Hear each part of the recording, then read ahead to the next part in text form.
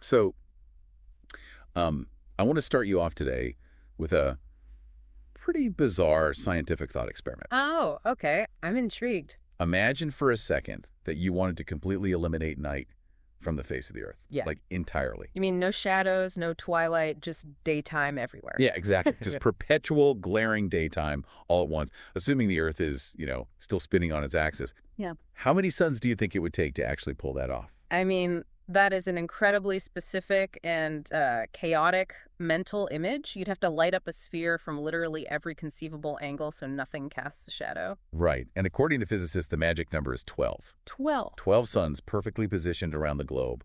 That's the only way to ensure absolutely no part of the planet, not even the deepest valleys at the poles, ever falls into darkness. Which is obviously a physical impossibility that would instantly incinerate the entire solar system. But I will say, as a visual, it definitely sticks with you. It really does. And it's actually the exact setup used in this fascinating lecture we're unpacking for today's deep dive. Right. Our source material today is this really in-depth exploration of textual interpretation. Yeah, and the lecture uses biblical scripture as its primary case study. But the speaker uses this scientific impossibility of the 12 suns to prove a massive point about how we read foundational texts. Specifically, how easily we get trapped in these literal surface-level readings. Right? Exactly. So our mission today is to figure out how to break past the ink on the page and extract the true underlying code of the things we read. And we should probably establish the stakes right up front because, the lecture definitely does not ease you into this concept. No, it really doesn't. Our source begins with this rather intense warning to the audience about their level of sincerity. There's this mention of students who wake up at like 5:30 in the morning in the pitch black just to prepare their minds before sitting down for the lecture. That stood out to me immediately. Waking up before dawn to listen to a talk on textual interpretation, that implies these students view this as life or death material. Oh, absolutely. It's not just some elective class you can passively audit. The argument is that without a profound, almost desperate level of sincere curiosity, you are effectively locked out of the meeting. Right, before the speaker even opens their mouth. Yeah.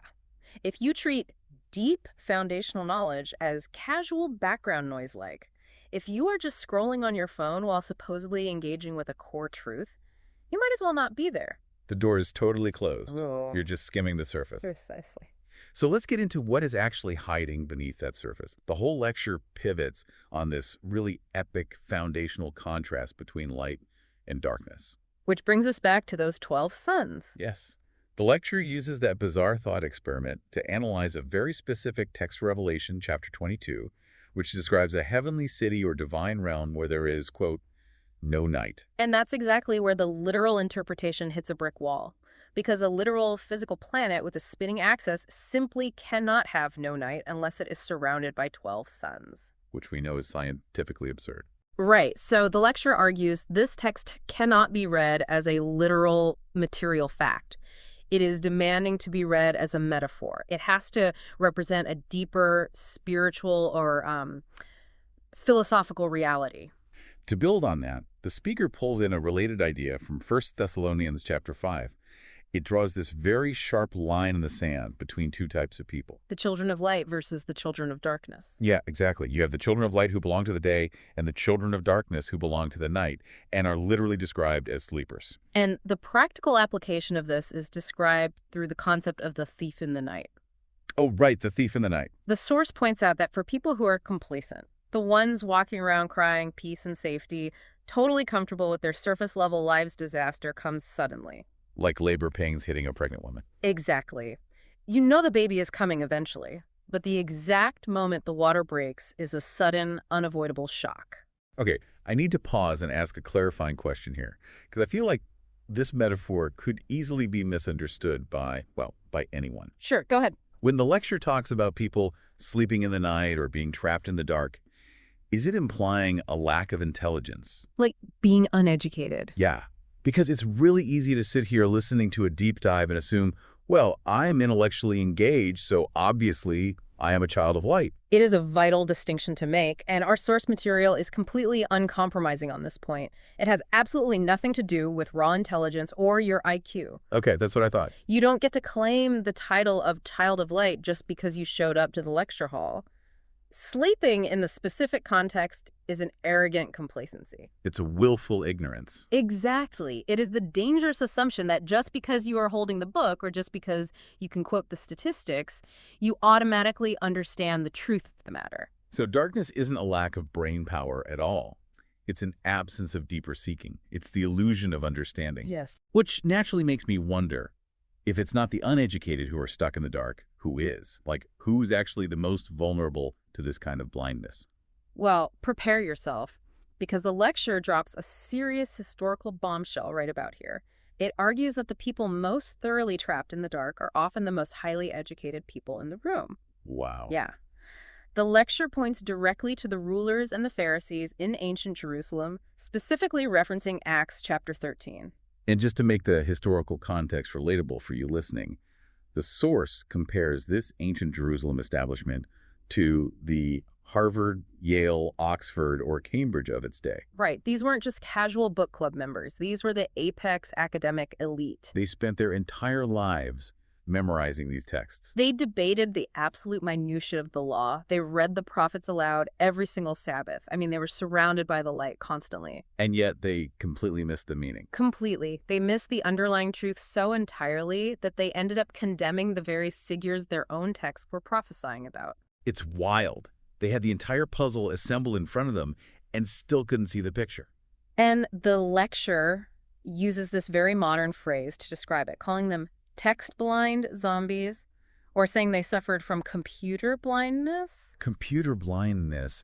I mean, trying to wrap my head around how that is even possible. How do you memorize a text but miss the spirit? Well, think about it like looking at the raw code of a breathtaking video game. You can memorize every single 0 and 1. You can recite the code perfectly. Right. But if you don't know how to render it, you will never actually see the game. You're just staring at a spreadsheet. You're just looking at numbers. Yeah. You are standing in the brightest room, holding the most profound truth, but because you are text blind, you are walking straight into an abyss. It's like having this incredibly detailed instruction manual for a complex, life-saving machine. Oh, that's a good analogy. You spent 40 years memorizing like page 4, paragraph 2. Yeah. You know, the tensile strength of every bolt on the machine. Yeah. But you have absolutely no idea how to turn the power on, let alone what the machine is actually supposed to heal.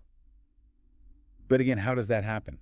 How do the Harvard graduates of their time become so hyperfixated on the manual that they forget the machine? Because they fell into the ultimate intellectual trap, they confused the container for the contents. Oh, they fell in love with the packaging. Exactly. And this brings us to the core solution presented in the lecture for curing this blindness.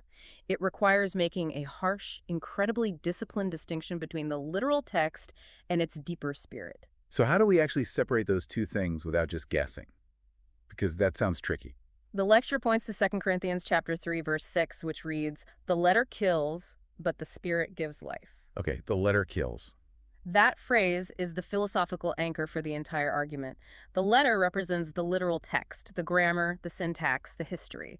The spirit is the underlying meaning, the actual truth the words are trying to convey. And to explain this dynamic, the lecture uses two brilliant, highly accessible analogies. The first one is the box and the gift. Yeah, I love this one. I really resonated with it too. It's like, imagine it's your birthday, and someone hands you a beautifully wrapped cardboard box. Right. The literal text, the words on the page, is just that packaging. The true meaning, the spirit, is the actual gift hidden inside the box. If you sit around waiting for a life-changing gift, but all you ever do is admire the cardboard, maybe measure its dimensions and polish the wrapping paper, you are entirely missing the point. The box is completely useless on its own. Exactly. And the second analogy they use is the cup and the water. The literal words are just a cup. The true life-giving meaning is the water inside. So if you are dying of thirst in the desert, holding a pristine, beautifully crafted empty cup does absolutely nothing to save you. No, you will still die of thirst. I hear that, but I want to push back on this a bit because it feels like a very dangerous tightrope to walk. Oh, so Well, if the text is just a cup or just a cardboard box, why not just throw the box away? I see what you're getting at. If everyone is supposed to just look for the spirit of the text, doesn't that just lead to a free-for-all? Like anyone can claim a text means whatever they want it to mean. Why do we even need these dense ancient books at all? Shouldn't we just ditch the literal text and focus purely on the spiritual vibes? It's a completely logical question, and honestly, it's a trap many people fall into. But the source material counters that idea forcefully. You can't just smash the cup. Okay, why not? The lecture references Matthew chapter 5, where it explicitly states that not a jot or tittle of the law will pass away. And just to clarify for anyone unfamiliar, a jot and a tittle are the absolute tiniest punctuation marks in the Hebrew alphabet. So the lecture is saying the smallest, most microscopic details of the literal text actually do matter. Immensely. You absolutely need the cup to hold the water. The lecture actually drops a great joke about this to drive the point home. Oh yeah, the Qui-Gon joke. Right. The speaker points out that you cannot just use Qui-Gon to magically levitate water out of thin air and directly into your mouth. The universe doesn't work that way. No, it doesn't. You need a vessel. The literal text, the grammar, the history, the punctuation is the necessary physical vehicle designed to safely deliver the truth into your mind. I gotcha. So you can't levitate the water. You need the cup. The error of the Harvard scholars wasn't that they owned the cup. Their fatal error was that they thought the cup was the water. That is a perfect way to phrase it. They idolized the container. They were essentially chewing on glass instead of drinking what was inside. Exactly. To actually access the light, you have to master the text. You have to understand the shape of the container. But then you must have the spiritual insight to look inside it and consume what it holds. Okay, so let's follow that progression. Let's say you avoid the trap, you hold the cup, you recognize it for what it is, and you actually drink the water.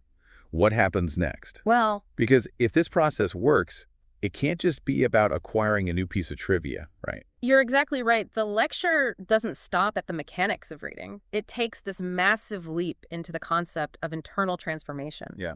And to explain how this works, the source actually pulls in a concept from outside the biblical text referencing Wang Yangming. Right. For some context, Wang Yangming was a massive figure in Neo-Confucian philosophy back in the 15th century. Yes, and he is most famous for his philosophy regarding the unity of knowledge and action. Basically, the idea that knowing and doing are the exact same thing. Like, if you say you know a stove is hot, but you still put your hand on it, you didn't actually know it. Exactly. Applied to our lecture, having the word or the spiritual food sitting on the banquet table in front of you does not give you life. You can stand next to the table and perfectly articulate the nutritional value of the meal. You can memorize the recipe, but if you never actually take a bite and swallow the food, you will still starve to death. You have to internalize it. And if you do actually eat it, if you internalize this deep truth, the lecture suggests that it fundamentally changes you. Yes, it uses this fascinating, full-blown biological metaphor to explain it. The speaker starts talking about altering your spiritual DNA. Spiritual DNA. I mean, this might be the most radical philosophical claim in the entire text. It really is. To build this biological metaphor, the lecture references 1 Peter chapter 1, which talks about being born of an incorruptible seed, and 2 Peter chapter 1, which discusses partaking in the divine nature. The analogy they use to explain this is blunt, but it really works. The speaker says, look at nature. A cow gives birth to a calf. A dog gives birth to a puppy. An apple tree drops seeds that grow into apple trees. Therefore, if a person is truly consuming the Word of God, if they are truly internalizing this ultimate truth and being, quote-unquote, reborn by it, what should they look like? They must inherit the exact nature of the parent. Right. If this process actually overrides your spiritual DNA, as the lecture suggests, you aren't just getting an intellectual upgrade. You are inheriting a divine nature. It's like a caterpillar dissolving in a chrysalis and becoming a butterfly. Yes, it's not just a faster caterpillar. It is a completely different creature with a different diet and a different way of moving through the world. It entirely ceases to be an intellectual exercise. It is an existential metamorphosis. You are no longer just a human trying to be 5% kinder or 10% more productive. You are adopting a completely different foundational nature, turning you into a literal child of light. Exactly. I just marvel at how heavy that is. We are so conditioned to think of reading or learning as just adding new files to a hard drive. Oh, totally. But this lecture is arguing that if you actually understand foundational texts, it doesn't just add files, it swaps out your entire operating system. It changes what you are. Which has huge implications. Right. But that makes me wonder, if your DNA changes, if you are now a completely different species of being, the way you interact with the world has to change too. Of course. A butterfly doesn't act like a caterpillar. So a child of light can't just go back to acting like a normal citizen. Right. What is the actual output here? That is the ultimate question, and the lecture answers it by pointing to Matthew chapter 5, verse 14. You are the light of the world. Okay. But the way the speaker interprets this draws a highly controversial contrast between standard human ethics and true spiritual deeds. Let's unpack that contrast, because I think it challenges a lot of comfortable assumptions we have about what it means to be a good person. The source text deeply critiques the idea of focusing solely on domestic, societal, or purely human roles. To illustrate this, the speaker looks at the famous passage of the good wife in Proverbs 31. Oh, right. Now, a literal surface-level reading of that text, just staring at the cardboard box, sees a woman who is praised because she does household chores efficiently, she spins wool, and she keeps her head down. But the lecture argues that's just human ethics. And while human ethics and being polite are fine, they are emphatically not the ultimate goal of the divine DNA. Exactly. Just being a nice person who does their chores is still missing the point entirely. Because if you possess the light, your primary job is no longer just to be polite or keep a tidy house. True good deeds for a child of light require using the unlocked meaning of the word to actively illuminate the path for others. It means pulling other people out of the darkness. It means saving souls. Yes. So when you pull back and look at this entire deep dive, the through line is undeniable. The text is just the packaging. Right. The ultimate goal of finding the water inside the cup, whether you are parsing a religious text, navigating a complex legal system, or just trying to figure out your own daily philosophy, isn't just to quench your own thirst. No, definitely not. It's not so you can sit in the Harvard of your own mind, hoarding knowledge and being smug about how much you've memorized. If you spend your life polishing the cup instead of drinking the water, you will end up spiritually dehydrated. Exactly. The sole purpose of gaining the light is to become a beacon. Right. You don't just consume the truth to feel smart. You have to radiate it. Which completely redefines what a good deed even is. I mean, a good deed isn't just charity. A good deed isn't holding the door open for someone. Right. A true good deed is the act of revelation. It is helping someone else crack open their own cardboard box so they can finally see the gift inside. It is about transferring that light so they can escape the abyss. And if we connect all of these concepts back to you, the listener, I want to leave you with a thought to mull over long after you finish this audio. Go for it. Think about the structures of your own life. Think about the strict rules you follow, the daily media you consume, or the generational advice you stubbornly hold on to. Ask yourself, how much of it is just you clutching tightly to an empty cup? How often are you just furiously polishing a beautifully wrapped cardboard box, entirely forgetting that there is supposed to be a gift inside?